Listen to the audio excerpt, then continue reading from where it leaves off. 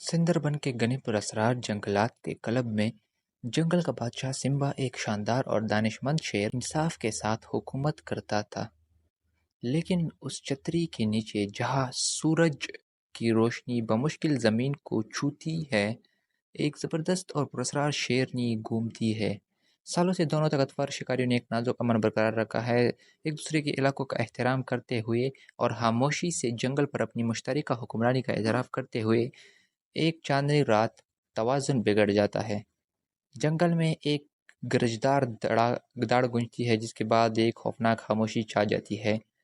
Simba का बेटा बहादुर नामी एक छोटा बच्चा बगैर किसी निशान के गायब हो जाता है।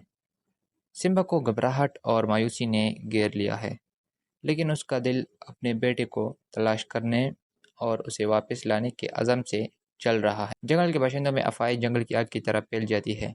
ये सरगोशियाँ करती है कि शेरनी बहादुर की किस्मत की कीमत रखती है। सिम्बा एक खतरनाक सफ़र पर शेरनी के इलाके की गहराई में निकल पड़ता है, जहाँ साए बड़े और दरख्त के पीछे खतरा छुपा होता है।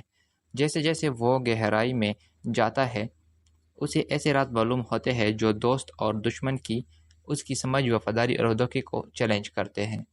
जंगल की सरगोशियाँ करते हुए एक तारीख कुव्वत के उभरने की कहानियाँ सुनाती है, जो सिर्फ सिम्बा की बादशाही ही नहीं बल्कि पूरे जंगल को निगलने की धमकी देती है।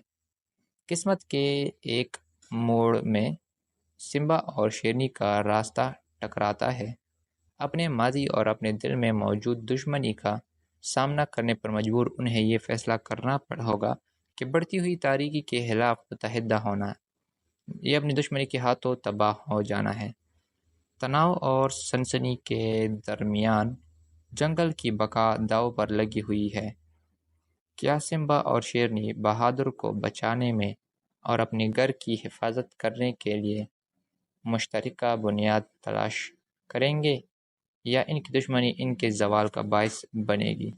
इस कहानी का दूसरा हिस्सा देखने के लिए हमारे चैनल को सब्सक्राइब कीजिए, बेल नोटिफिकेशन को ऑल पर सेट कीजिए और कमेंट में यस लिख लीजिए। देन कमेंट पूरा होते ही मैं दूसरा हिस्सा भी अपलोड कर दूंगा। तब तक के लिए अल्लाह हाफिज़, अपना ध्यान रखिएगा। मिलते हैं एक नई वीडियो में।